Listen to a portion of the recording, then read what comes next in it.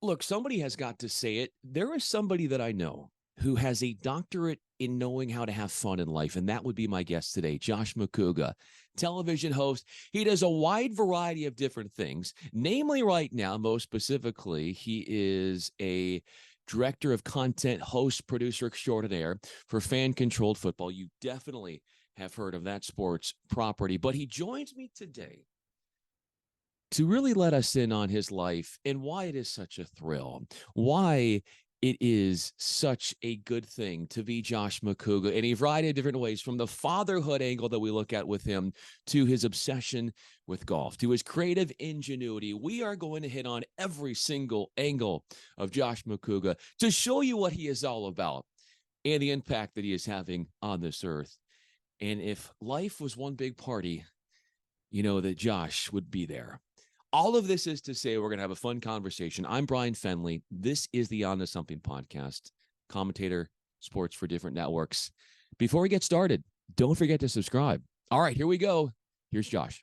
You know, you're a big deal when you've got the golf and the way it's arranged behind him. So many tokens, so much memorabilia. You got a feeling that my guest today, Josh Macuga, not only loves golf, but he loves life. And we're going to go into that life of you, Josh. Thanks so much for being a part of this. Oh, pleasure, man. All on this side of the table or Zoom meeting, whatever we do these days, Whatever it's called, we're rocking with it. And one of the things that I've noticed about you is that my strong sense, and I have good senses on people, that you have a lot of fun in life. Why Yeah. is that declaration one of the truest things I've ever said in my life? Well, I come from a very fun family. My dad is a very fun guy. He grew up one of 8 kids in Pittsburgh, and our family Christmas is at my uncle's bar because it's the only place big enough to hold all the Macugas in one place, in a tiny little town called New Brighton, Pennsylvania, just outside of Pittsburgh. And I never took anything. I mean, for better, for worse, never really took anything seriously in my life. Like things that are serious that you're supposed to take serious, sure, right? Like when you're supposed to be great. But other than that, like I was a competitive guy, but I always just wanted to be friends with everybody. I've always had that thing of I want to win, but at the end of the day, if everybody had a really nice time, I'm fine with that too, right? I I don't try to be the life of the party, but I'm going to get bored if there's not a lot to do, right? And I'm going to try and make a party out of it wherever I go.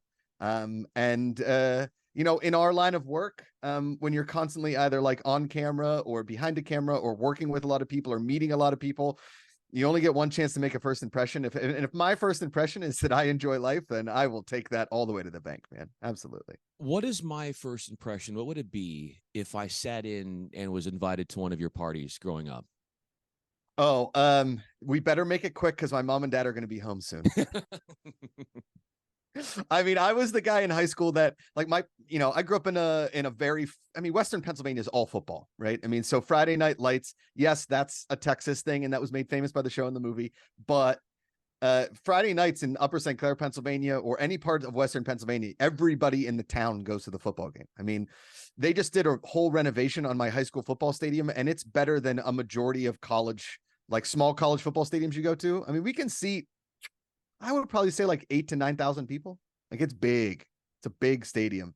Press box. I mean, all of it. So everybody in my hometown would leave on a Friday night and go to the football game. That included my parents. So my parents would leave the house, and me and my buddies would like drink as many Milwaukee's best lights in my house that we could in like 45 minutes and then go to the football game. And we did that every Friday. My parents would leave to go to dinner, and I'd have a keg in the garage for 35 minutes. Because I was tired of people being like, whose house should we go to? I was just like, let me host a party. Just let me host it. And we get that out of the way. I'm totally fine with that. I would sneak parties wherever I could. When people come back to my hometown and they ask, like, where did you get your beer? I'm like, well, I had a fake ID, but I also had like a neighbor, and I just made like that connection, like, like pinpointing anybody I could ask to find beer. It's that American way of life. And then we would hide it in the woods. Right.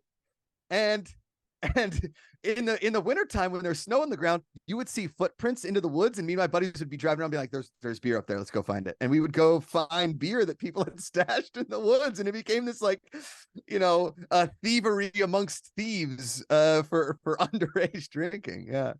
Did you dig holes? How would you hide these places? Like under branches or leaves, or like by a certain tree, and you tie like a little orange piece of string, or you tie like you take like painter's tape, that blue painter's tape, and you'd be like, it's the like sixth tree in on the right, or it's like, hey, it's in Whitney Brown's backyard. She's got that little bit of woods. Go to Whitney Brown's backyard. I guarantee there's beer back there. Something like that. Yeah. Yeah. I feel like in connecting the dots, like here you are growing up and you're the host of these parties. Why did it then make so much sense that you would one day be a TV host? What is the parallel between you being a host of parties growing up to making such a smooth transition into TV hosting? Yeah, I mean, my wife always likes to say that, do you remember that episode of Curb Your Enthusiasm where Larry's the middle, where he's the middle, and he's like, they put him in the middle of the table and he can keep the conversation going, right? My wife always says, if we go to a dinner party, we go to a party, she knows she can leave me alone for 6 hours and I'll entertain myself with whoever I can meet and find, and whatever alcohol you can consume and enjoy yourself with, right? So hosting and like being entertaining to people kind of started at a very young age. I think, I ran all the pep rallies in high school, and I was the mascot for a time. And I did a lot of hosting on like our high school TV, and did the announcements in 6th and 7th and 8th grade, and was always either like the vice president or president of student council all growing up, just because it was like, I knew what I liked to do and I wanted people to like to do that too. And it seemed like people like to do what I like to do. So we all just did it, And then I think hosting TV and running broadcasts and doing that kind of stuff is the exact same. If the broadcaster's having fun, you would imagine that the people watching are having fun, right? So, very much translates. Yeah. What I would love to know is that if, let's just say I had a frame and a picture of you in one of those mascot suits, you now at your age, looking at your younger self doing that to yourself, what would be your reaction? I'd be a little jealous. I would go back to being a mascot like immediately. I loved that job. That is so fun. At Penn State, I went to school at Penn State. The mascot, the Nittany Lion at Penn State, you have to audition for that, right? And so the guy that wins the audition, and these auditions, Bryan, are Broadway musicals. I mean, they put on an absolute show. And the guy who gets to be the Nittany Lion for that 1 year. So if he wants to do it again the next year, he has to audition again. Okay. They get a full scholarship. Everything is taken care of if you're the mascot, right? Because you have to go to football games, basketball games, gymnastics meets, wrestling matches. Like, you have to go and be everywhere all the time. So it's almost a full-time job. So I looked at auditioning for that in college. However, you have to be able to do 75 one-arm push-ups in a row in order just to qualify to be the mascot. So you have to be a strong dude. And I was really good at, 12-ounce curls or however much a Jack on the Rocks weighs, but I was not going to be able to do 75 push-ups. But at Upper St. Clair High School, as the Panther, I could really just do whatever I wanted. Well, I feel like you would need, obviously, to be flexible too. So, like, could you do the splits? And I would think that would be a requirement as well to be the mascot. Yeah, no, I am not flexible.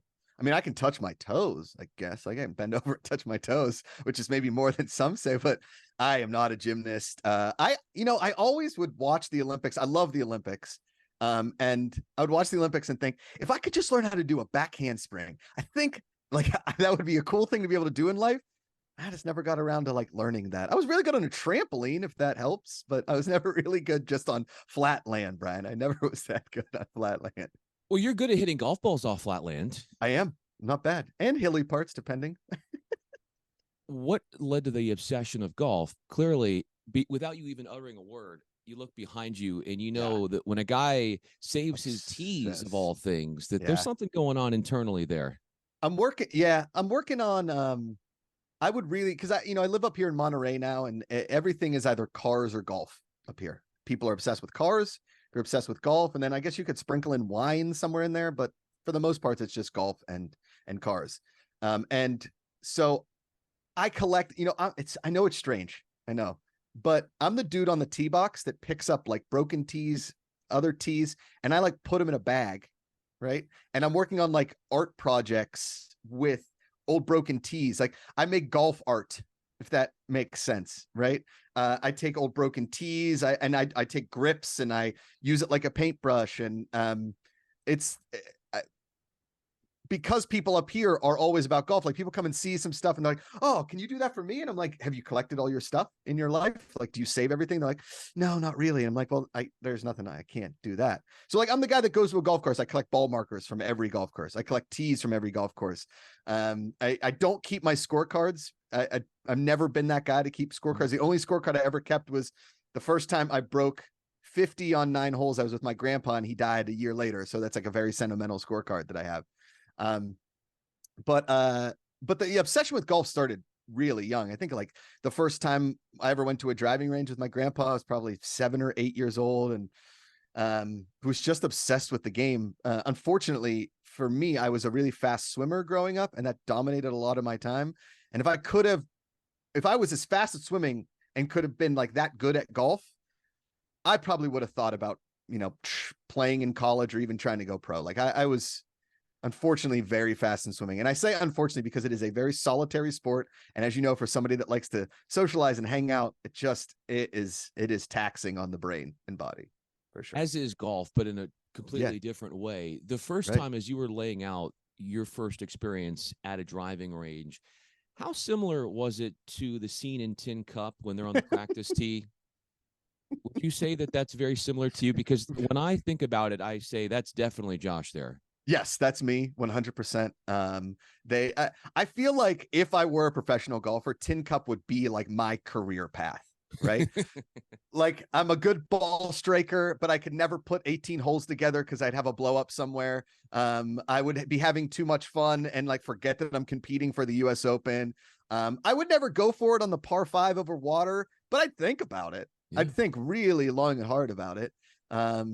As a caddy, I caddied for a long time. As I would always say, you didn't come here to lay up, did you? And then they put it in the water, and then I look like the idiot. But that scene when he's the famous scene when he can't stop shanking it. Yes, right. Yes. When he's got the shanks in that movie, that is like him feeling out of place on a range like that. I always feel like when I go to a really nice country club, I'm always like, they're gonna find me out. Well, how self-conscious do you get when you're playing on new courses and around people? How judgmental of yourself are you in what people are thinking of your golf swing? I don't know about my swing per se, but I know that there's a lot of people that take it way too seriously, right?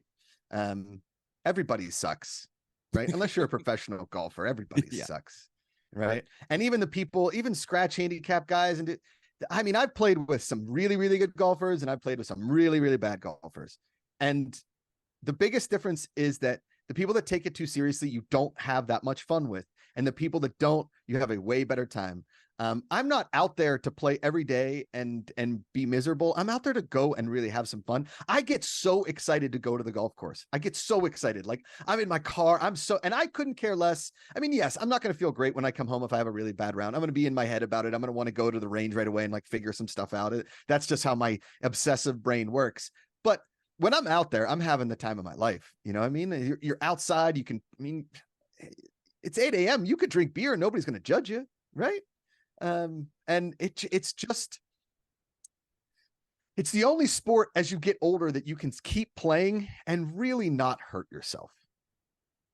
Just hurting your ego. And that's really nothing, right? Or maybe it is. It's not, dude. But how much fun, for you, I mean, when you talk about getting out on the golf course, and I can't think of a more fun thing to do than to pick up broken tees and save those. But I will say, you were talking earlier about how you've turned that into golf. Does your wife think that's actually, or golf art, I should say? Yeah. Does your wife think that that's art, or is that just you in your head telling you that yourself? Do you talk to my wife? I do not. I promise I've never met her. Have you called Amanda and talked I have not. I promise. No, she doesn't get it yet, but it's, I'm a real busybody, man. Like it's hard for me to sit still. Right. Even when I'm watching TV, I mean, like if you came and watched a Pittsburgh Steelers game with me, you would feel uncomfortable because I can't sit still. I can't sit on the couch. I usually have like a golf club in my hand and I'm swinging it, or I've got like, I'm pacing, I'm eating something, I'm drinking something, I'm walking around, I'm looking at the TV, I'm sitting down, I'm standing up. It is exhausting, right? It is exhausting. I used to, back in the day when we had a Peloton in our living room, we got rid of that because it was taking up too much space and it just eventually started to collect dust like everybody's Peloton, right? Is I would ride a Peloton, just like beach cruise basically, for almost the first or whole second half. Not a whole game. My butt would start getting sore from sitting down for that long, but like just so I would have something to do. Like Pittsburgh Penguins playoff games, I would be on a Peloton because those hockey playoffs are the most stressful sport on the planet because every goal matters. And it is high intensity hockey playoffs, but yeah, I'm not very good at sitting still. So in order to turn my passion like golf into something that I could like keep like putting around the house, probably my wife's is interior designer. It doesn't really like appeal to her, but maybe I could sell a couple, or maybe I give some to friends or something like that. Or, maybe it gets hung at a local golf course. I don't know. It's just more of a fun thing for me, You also, when you're watching these games, you have to have a pillow close by because you have to scream on the pillow. Correct. I'm sure that for you, when you are going off your mental checklist, going into a Steelers game, yeah, and let's just say, at one point you might have had Mitch Trubisky at quarterback. That's true. You have to have that pillow right by. Yeah. When he is in, you have to have that close by. But when you are mentally taking in your team, what is the grandest of temper tantrums that you might have when things don't go your way, or something where you really let the emotion out and it was very noticeable? Well, I'm Italian, and we're definitely not known for our like calm demeanor, right? We're a very passionate people. And I mean, again, in a city like Pittsburgh, there's the Steelers and there's everything else, right? I've never met, okay, I take that back. There are some strange people that were born and raised in Pittsburgh and are for some reason fans of another team. And I don't know why, but there are. They're a very small percentage, right? And so anybody else that's from Pittsburgh, I mean, die hard, wear black and yellow. I mean, a Steelers jersey on Sunday is formal attire. It's like people wear it to church. It doesn't matter, right? I think we were talking on our first before this was like, if you're at an airport and you have a flight to Pittsburgh, just follow the sea of black and yellow, because there's going to be like a few people with a Penguins hat or a Steelers jersey. It doesn't matter if it's a Wednesday in April. There's people still and always in some sort of Pittsburgh attire. It's that kind of city. And so I grew up like that. I grew up with a mom who screamed at the TV, a dad who screamed at the TV, uncles, grandpas, family members all screamed at the TV. And so from the time of like Mark Malone and Bubby Brister all the way through Kent Graham and Cordell Stewart and Tommy Maddox, yelling at the TV is just something you do. And I will say that it probably got to a fever pitch. Jesse James should have had a touchdown against the New England Patriots. It was on December the 22nd, I believe. It was a Sunday night game. We never beat the Patriots, nor did anybody when Tom Brady was the quarterback, but they took away that touchdown. If you go back and look, Jesse James scored that touchdown. Okay. We were leaving the next day to go on vacation for Christmas. So the Christmas tree would have died by the time we got back. So I just took that Christmas tree and threw it out the window. That Christmas tree Totally did not. Understandable. Jesse James scored that touchdown, Brian. That tree did not deserve to stay in the house. We were not celebrating anymore. Okay. It was over. Christmas was over. The Steelers didn't win. And then since then, I've tried to really manage my emotions. But now, unfortunately, like, people are really excited about the Steelers team this year, Brian. Like Kenny Pickett, George Pickens, our defense is stellar. We had a really good draft. This is the problem, is that you get those hopes up and then, it's something. Well, you guys over the years have done a lot of winning. I come from San Diego, where my team never won anything, and then said, not only did we not win anything, but see you guys later. We're moving to Los Angeles. Witches. Yeah. You brought up a really interesting point about how it seems to be inherent in your family's genes that you scream at the television. Yeah. Yeah. Do they do that when they see you on the television? Oh, yeah. Oh, yeah. Yeah. We were, I was in a very independent horror movie back in like 2006. It was called Plasterhead. You can look it up. It's on DVD. I think it streams somewhere. I played the lead role. It was like I booked it when I was trying to act in New York, and my mom and dad came to the premiere, and I had to kiss a girl in the movie, and my mom screamed like so yeah. So no matter where I'm on TV, I think there's always some audible screams from the Italians. We're not a quiet people, Brian. We're not a quiet people. What about you as a dad? Where is that not quiet? And where is it quiet when you have to act such? Well, I'm quiet when she's napping because you got that nap during the middle of the day, especially on a weekend, is where you get a little bit of quiet time and some like just some peace of mind and maybe even a nap yourself. I'm a big napper. If I don't get like 10 minutes or even 5 minutes to just shut my eyes once a day, like a quick power nap, I can fall asleep on a whim. I mean, my dad has fallen asleep during the middle of like a 30-person Christmas, everybody's screaming, opening gifts. My dad's just sleeping. It's a thing. We can sleep at the drop of a hat. No problem. How many times have you fallen asleep during this interview? Well, I can sleep with my eyes open, Brian. So it's at least a couple. But me as a dad, I'm very, I want my daughter to smile all the time, right? So I'm constantly smiling at her. She's a very happy baby. There's no reason to bring any of your baggage to your offspring, right? They'll eventually get baggage of their own. There's no point in putting that yours on them. So when I'm around her, I try and be as happy as humanly possible. I want her to play golf, obviously. I want her to, but I want her to be as happy as she can for as long as she can. So I'm happy, I'm smiley, and we're constantly playing and doing silly things. And I'm not trying to spoil my daughter. She'll be an only child. We don't want any more kids. It's a lot of work just for one. It's so much work. I don't know how people do it with multiple. I applaud them. My brother has 4, which is insane to me. So many kids. But if the ice cream truck comes around, I'm not going to tell her no. Listen, we learn later in life, you can eat ice cream before dinner if you want to. It's not going to ruin the dinner. You might not want the dinner, but at the end of the day, who gives a shit? Yeah. Right? Yeah. I grew up very Catholic, right? I don't know how I feel about religion these days, but I will say when I was a kid, the only reason they got me to go to church was because you got a donut afterwards, right? That so is true. Nowadays, I can just go get a donut. I don't have to go to church to reward myself with a donut. I just get a donut. So, I want my daughter to be happy. Parenting is really tough, man. It's such a roller coaster. You're constantly worried. You're constantly filled with anxiety because you want your daughter to grow up happy and you want your kid to be happy. And then at the end of the day, you also have to discipline them. Are you being the right parent? Are you doing the right thing?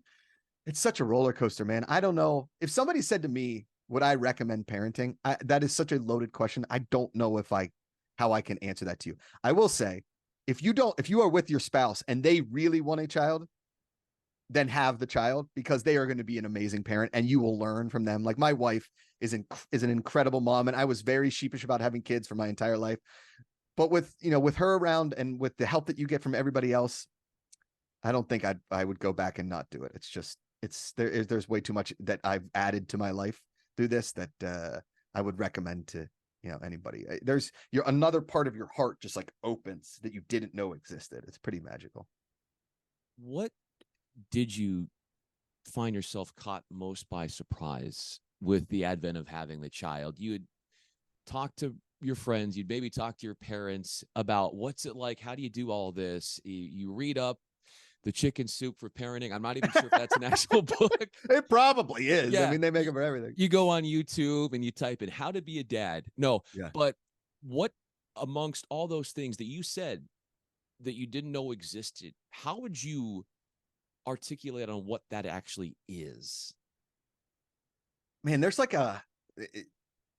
I took German all through high school and then part of college, and I lived in Germany for a bit, and they have a word called Gemütlichkeit, which doesn't translate to anything, but is this overwhelming sense of joy is how they talk about it, right? We don't have a word for it. It's just Gemütlichkeit, right? And there is it's a double-edged sword, right? Like if I saw a kid like kind of messing with my daughter on the park right now, I'd have no problem like going up to the dad and be like, get your kid in line or I'm going to. Yeah. Right. So there's that. Okay. Nowhere in your life before that have you ever wanted to threaten a 4-year-old, but now you would. Okay. So there's that like that defense thing. Yeah. That Self-protecting your child. Yeah. It's it's an animal instinct.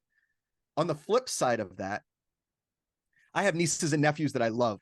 They're amazing. I would do anything for them. But the first time that my daughter like smiled at me coming home and realized that I had been gone and that I'm back and who I am, I mean, that is burned into my brain forever. I'll never forget. It is just an opening of like I don't know, like it's like a positive black hole, right? That you go into and that like you are now here. This is the new place that you live. There's before and there's after, and now I'm in the after, and I don't remember what before was like. And now that I'm in the after, it's man, the smile on that little girl's face when she sees you and you see yourself in her and and she learns things every day and she says things, and this time in her life, man, nobody prepares you for it. You just have to go in it, right? Just have to. Everybody says it. Nothing prepares you for it. You just are in it when you're in it, and I mean, dude, it feels like yesterday we were in a hospital and freaking out. Those first couple nights when you have a baby and you are trying to go to sleep, and then you're checking to see if they're breathing, and you freaking out. It's a mental, physical, emotional, everything in one foul swoop that parenting is. And I only have one, so I don't know how all these other people do it. Maybe they're just more tired than I am, but fuck, man. Oh, excuse my language. Oh, you're fine. You can, yeah, no, you can say. It is. Yeah, it is something. It is a magical journey for sure. As we wrap up this conversation, I wanted to ask you one more thing. What makes fan-controlled football a magical journey? I got involved with fan-controlled sports and fan-controlled football first, and as we're branching into other sports that we'll be announcing soon, which is a ton of fun. I've been obsessed with sports my whole life, right? I think, and I've always had an issue with sports not willing to change, and so we would create games in the backyard. Like if you give a kid a ball and a bucket, they can entertain themselves for like 7 hours. They're like, all right, this one, you got to throw the ball from the deck in the bucket. If it bounces, you know what I mean? Like boys especially can just create games out of nothing. And that's really kind of what we're trying to do at Fan Controlled Sports, is take existing sports like football, like basketball, like golf, like racing, like cricket, like baseball, like soccer, and try and bring it to a new generation, trying to gamify it and really trying to be nimble about what that sport looks like going forward, to really try and create a purely entertainment product that fans and people can feel like they are a part of. Listen, when the Steelers lose, I say, I can't believe we lost, but I had nothing to do with that win or loss. I didn't do anything. I had like 5 Yinglings on my couch while I screamed at the television, right? But here, because fans are calling the plays, because fans are totally 100% interactive within the sport, they can actually say like, we did that. We are a part of how this actually worked, and the result is what it is. And I work with some awesome people, and I work with some people that are totally on board with, hey, how do we change it? How do we make this more fun? What do we do? Let's think about it. Let's throw everything at the wall and see what works and see what doesn't. And it is pretty magical, man. It's been a lot of fun. It's a dream job situation, and I'm a pretty lucky guy. You guys make football fun, and it's so perfect and poignant that is the way we wrap up this conversation, because we started out the conversation talking about how fun your life is, and that just translates right into football. It's a beautiful segue. And many more things to come. I'm excited to watch all of this unfold as mentioned. Josh, thanks so much for doing this. I'm Bryan Fenley. Thank you. Appreciate you, buddy.